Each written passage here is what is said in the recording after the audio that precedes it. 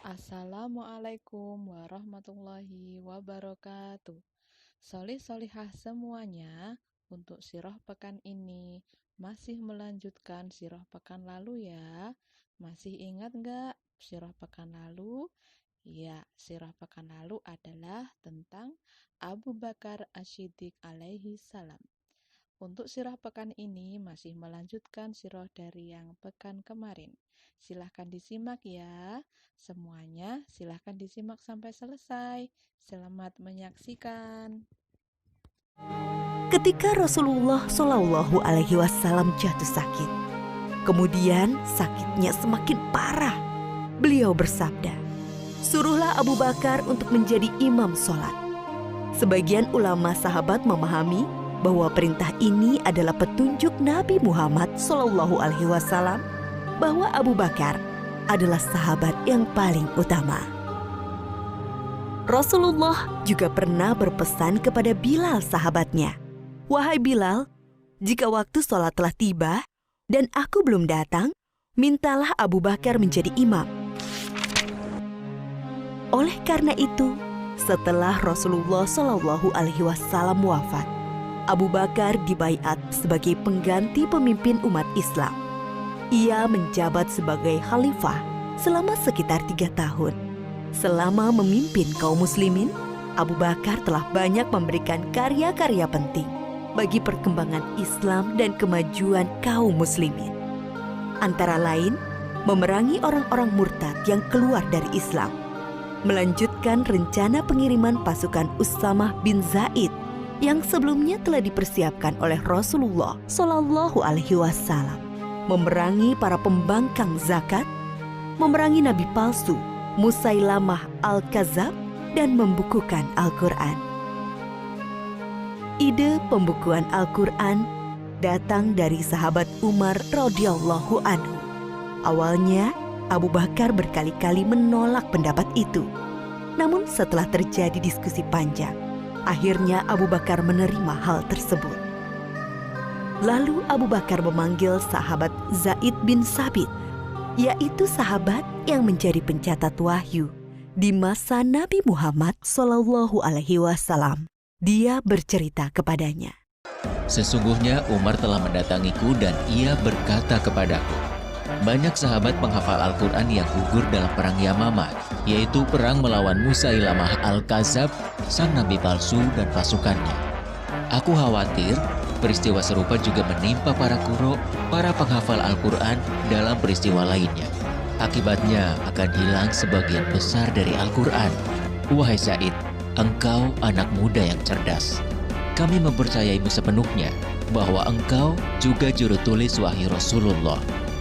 Jadi, carilah ayat-ayat Al-Quran itu, lalu kumpulkanlah."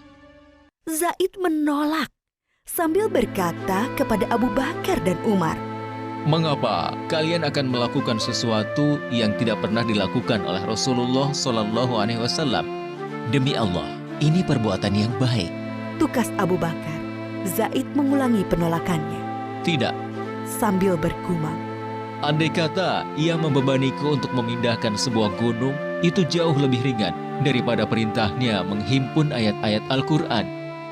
Namun setelah diskusi, akhirnya Zaid menerima dan berkata, Akhirnya Allah Subhanahu wa Ta'ala membukakan pintu hatiku, seperti halnya Allah membukakan hati Umar dan Abu Bakar.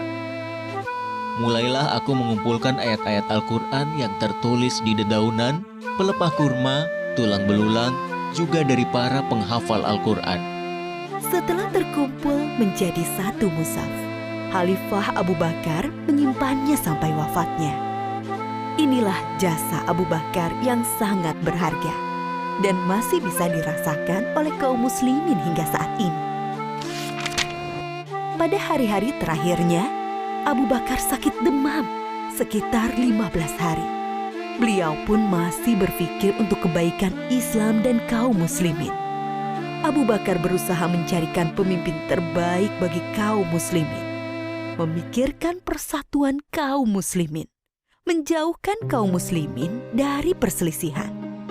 Ia memanggil beberapa sahabat senior untuk dimintai pendapat tentang Umar.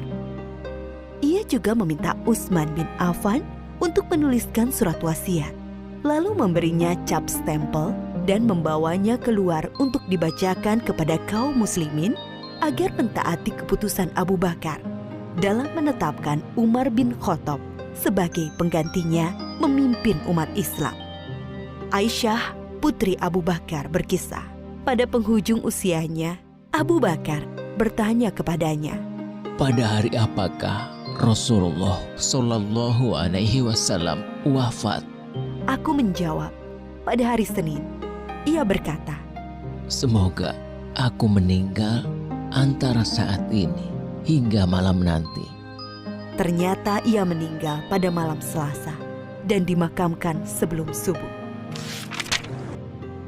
Abu Bakar adalah sahabat sekaligus murid dari Rasulullah Shallallahu Alaihi Wasallam. Ia mencontohkan bagaimana seharusnya sikap seseorang kepada sahabatnya dan murid kepada gurunya, yaitu rela menemani dalam suka dan duka, siap membantu dan menolong dengan harta, tenaga, waktu, bahkan jiwa, dan selalu berusaha menghormati, memuliakan, dan melindungi kehormatannya. Seseorang akan selalu dikenang baik jika ia telah berkarya untuk kebaikan umat manusia, dan sebaliknya, ia akan dikenang buruk jika ia berlaku jahat bagi manusia.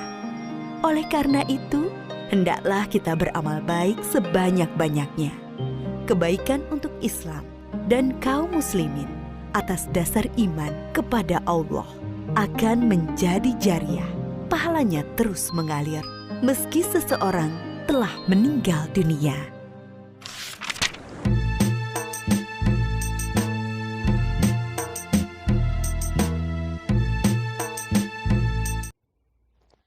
Alhamdulillah, sirah pekan ini sudah selesai.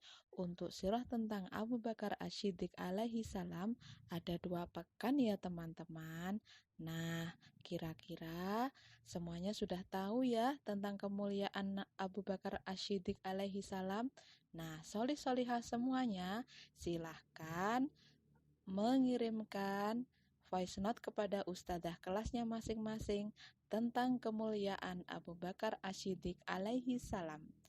Assalamualaikum warahmatullahi wabarakatuh.